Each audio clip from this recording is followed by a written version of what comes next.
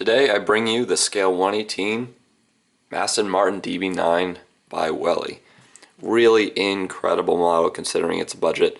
For around $30 or so. Some companies are selling it for $45. Buy it for around $30 at collectiblediecast.com. I recommend that. That's where I got this one. And you will not be disappointed. This car is one of those vehicles that just makes you wonder why you'd spend $90 for the equivalent car, because the detail on this is spectacular. Really very few indicators that it's actually a budget car, definitely. And with that amazing price, not surprisingly, Welly typically doesn't bring in many interesting colors, but this one is really nice. It's the red. There also is a silver, depending on which one you prefer. Definitely want to look at that. So this right here is a 2013 model, so it's the new one, and you can tell by the headlights up here. You can see it has that LED there. There's a few other details throughout the car as well. But the Aston Martin generally is an incredible looking car. Very similar to the old DB9, which was produced by Motormax. However, I never bought it because the trunk never opened, and I wasn't a fan of the detail throughout the car. It wasn't up to my specs. So this one, when this came out, I was like, okay, this is Welly. It's probably going to be something that I'm going to buy. Sure enough, I did. Really nice. So let's get started on some of the exterior details. If we start out on the front, we notice that it has chrome accenting on the grills going horizontally, and then black that goes vertically. Looks very nice, very detailed. It's kind of hard to tell if it actually is a mesh grill, which you could, poke this right through, but for all intents and purposes, you can't really tell anyway, and it looks really nice, so I have no issues there. No peg in the headlight, although there is maybe one right here. I can't really tell, but that's likely just Aston Martin's windshield washer that probably comes out. I'm not too sure. You might want to correct me on that if I'm wrong. Paint quality throughout the car is excellent, I will say. However, there are a few little bumps that are kind of strange in the metalwork. Don't really know why. Very nice fin with a little bit of chrome accenting there. Very fine detailing.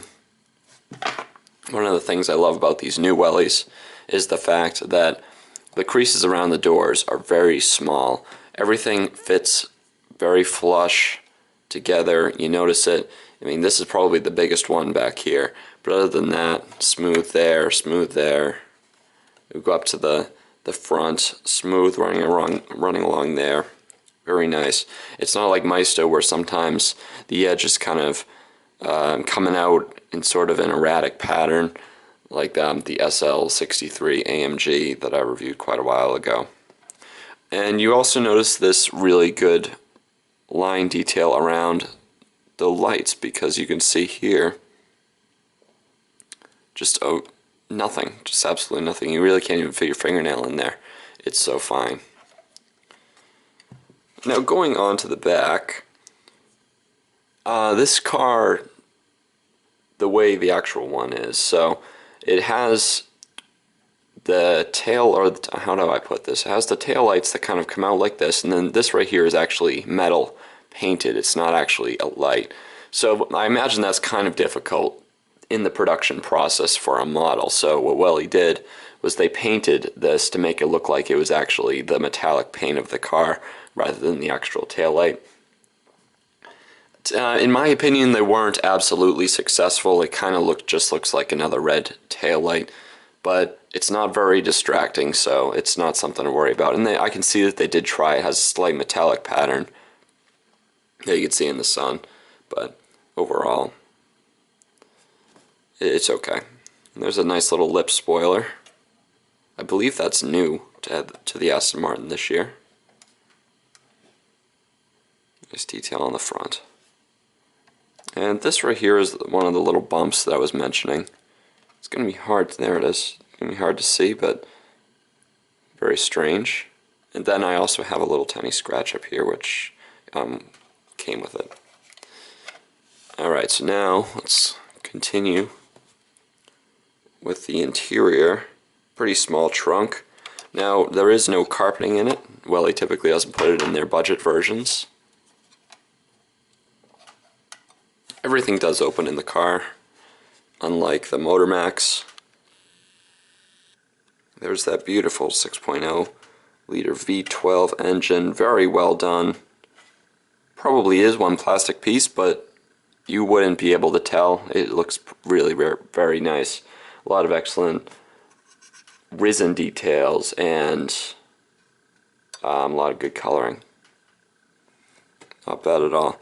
And this actually appears to be some sort of nameplate representative to, yeah, maybe, I don't know, I'd have to look that up. And it's the Aston Martin logo right in the center. Forgive me because this car is quite a mess.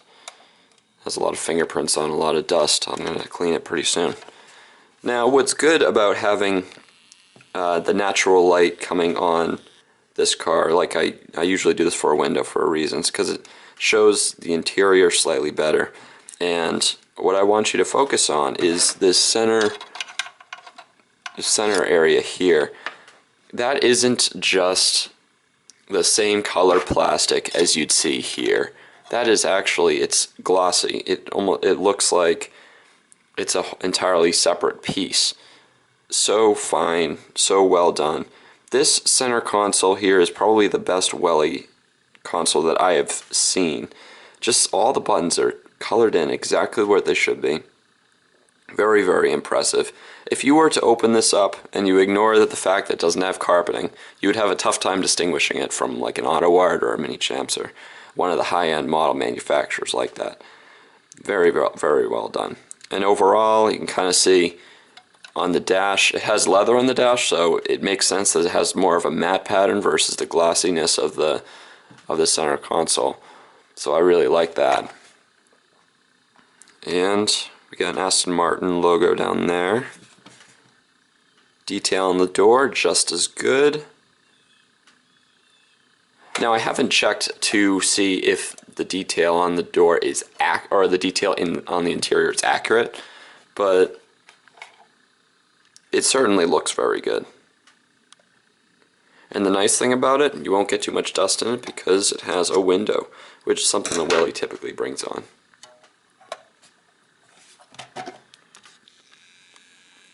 When you're opening up the door, they give you a little black thing, but it actually is useless because there's no hole in the door to actually open it. So yeah, it's kind of tough. You don't want to use by the mirror, you might break it off. So you just kind of have to use your fingernail to kind of slowly grasp into it. And last but not least, I don't think I've mentioned it yet, but the wheels do turn and the suspension goes down.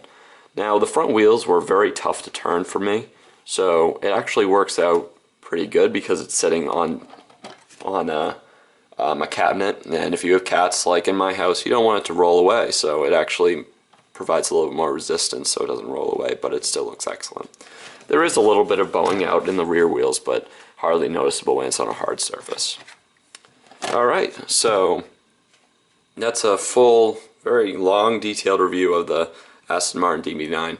Highly recommend it. Go pick it up for yourself, and you will not be disappointed. Thanks for watching.